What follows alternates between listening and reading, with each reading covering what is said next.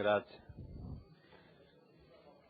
Ringrazio innanzitutto il Presidente, ringrazio il consigliere Tiozzo per avermi ceduto da galantuomo qual è la possibilità di intervenire ora. Poi non nego che ho degli impegni sia in giunta che sul territorio, come tutti voi ovviamente, però io vi ho garantito che cercherò di essere presente al massimo qui ai lavori del Consiglio, cercando anche di assistere, però non sempre poi riesco a esserci fino alla fine dei lavori.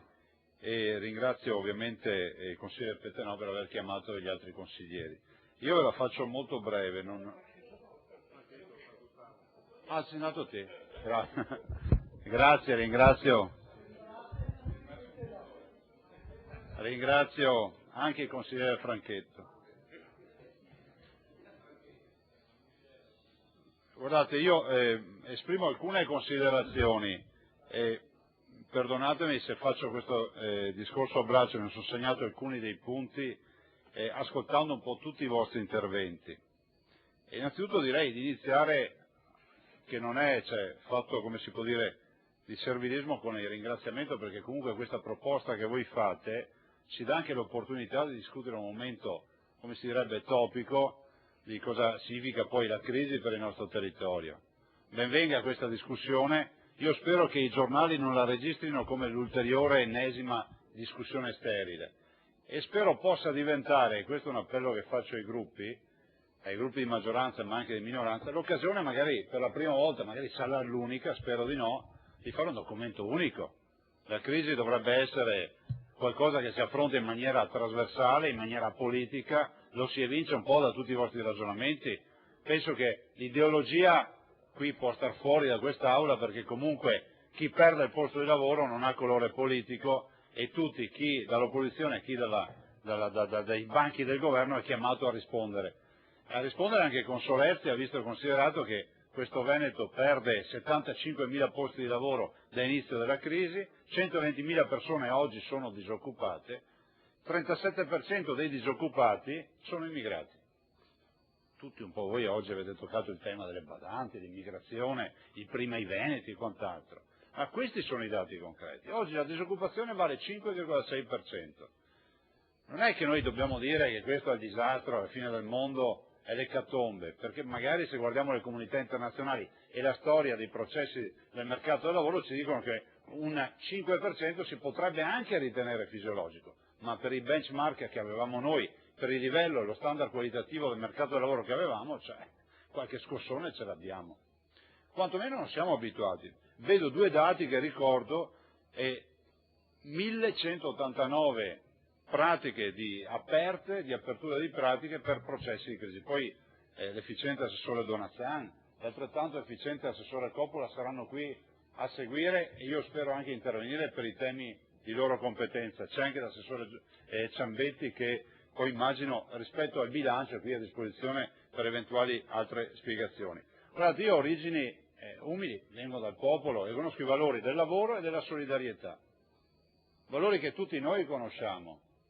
E quindi in questa fase, per questo dico, spero ne venga fuori un documento che dia anche un segnale positivo a chi è lì, perché c'è qualcuno che da casa dice questi non è che discutono di aria fritta, magari c'è qualcosa di buono per il mio posto di lavoro che non ho più.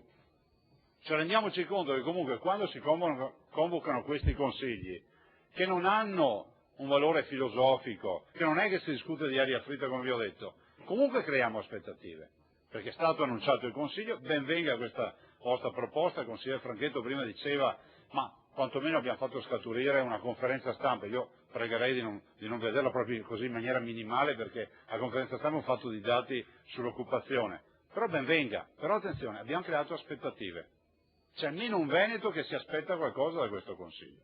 Direi che uscire con la forza di un Consiglio compatto ci permette comunque di dare quantomeno un segnale positivo, in un momento nel quale comunque riprendono i dati economici in maniera importante.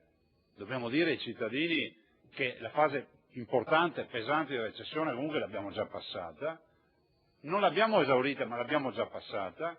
Le aziende, seppur poco strutturate del nord-est, perché ricordiamo sono le aziende che non stanno all'interno dei parametri di Basilea 1, di Basilea 2, di Basilea 3, poco patrimonializzate, che hanno difficoltà di accesso al credito, comunque quelle che hanno internazionalizzato il loro business, sono le prime a ripartire.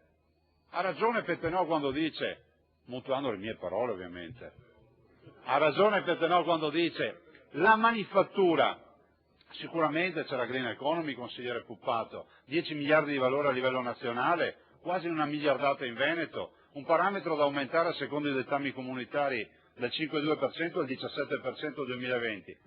Però non si vive solo di green economy, non si vive solo di nuove tecnologie, non si vive solo di innovazione. Il Veneto è il Veneto della manifattura e aggiungiamoci di qualità, che sono i nostri artigiani, che sono le nostre industrie, che sono quelle cose che solo noi sappiamo fare così.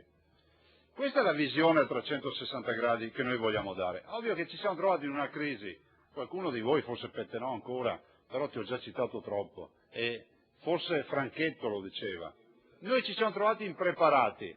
Beh, diciamo che era difficile spiegare ai cittadini di prepararsi a un'alluvione del genere. Io ricordo che quando del banco del Consiglio dei Ministri approvavamo il primo decreto, 32 miliardi di euro, il decreto 112, che accantonava 9 miliardi di euro per gli ammortizzatori sociali, ci fu un apriticielo, attacchi da tutte le parti, ne eravamo nel giugno del 2008, a ottobre la crisi.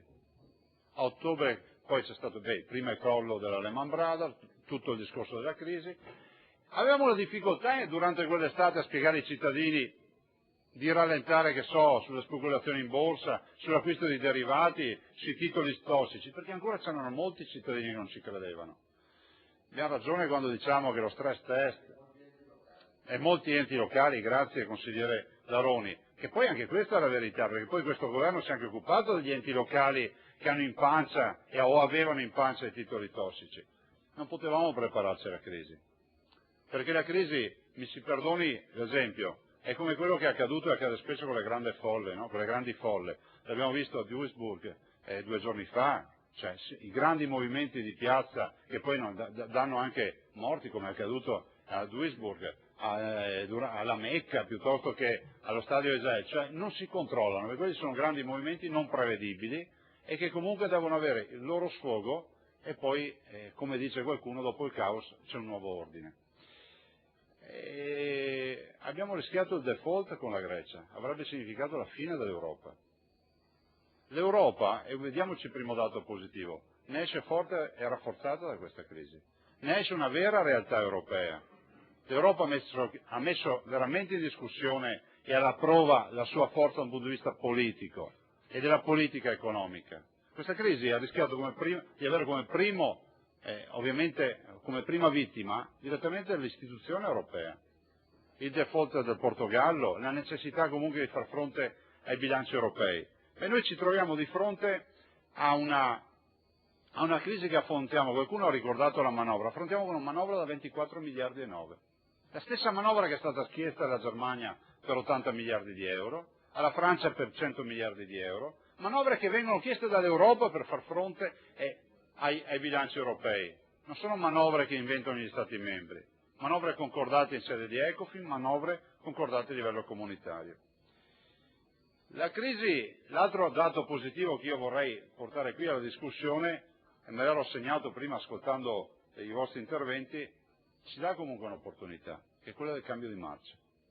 Poi, facendo sintesi di tutti i vostri interventi, ne viene fuori la volontà di guardare al futuro pensando di poter cambiare marcia. La lotta agli sprechi, tagliamo sulle aziende inutili, cerchiamo di rivedere alcune politiche economiche, cerchiamo di magari ricalibrare il nostro atteggiamento come enti pubblici. Mai come ora si parla di questi temi. È l'opportunità che si ravvede anche all'interno del nostro bilancio. Stamattina i giornalisti chiedevano: ma come mai voi non avete attaccato oltre misura il governo per questo taglio? La Regione del Veneto oggi sulle carte dovrebbe avere un taglio ipotetico di 352 milioni di euro. Il che non significa che noi accettiamo così chini, supini, questo taglio e magari anche con un sorriso in bocca. No, questo taglio è un taglio doloroso, un taglio che avrà delle grosse difficoltà. Capisco magari chi si agita in quest'Aula e ora non c'è, quando parla del sociale, quando parla degli assegni di cura, quando parla della necessità di dare una risposta agli asili, ma noi siamo qui per fare l'amministrazione del possibile e di qualità. E questo taglio ci permetterà innanzitutto di negoziare con il governo dei nuovi parametri, che è quelli che noi stiamo chiedendo a gran voce, e lo dovremmo fare come Consiglio regionale. Io spero che in questo documento unico che faremo ci sia all'interno scritto con chiarezza che la virtuosità deve essere l'elemento per premiare gli enti, perché è virtuosità per gli enti, ma è virtuosità anche per le aziende e per i cittadini. Dall'altro c'è anche da dire che noi oggi abbiamo anche una possibilità, che è quella di pensare che magari da questi tagli ne venga fuori anche magari non solo ristrutturazione, non solo semplificazione, ma si possa mettere anche le mani fino al fondo del barile, cercando magari di eliminare qualche mendicante, qualche questuante che magari aveva secolarizzato le sue richieste presso gli enti. Si dice nel management che entrando con una mentalità e una visione assettica in una nuova azienda che magari è decotta, tu riesci magari a migliorare il fatturato di quell'azienda ancora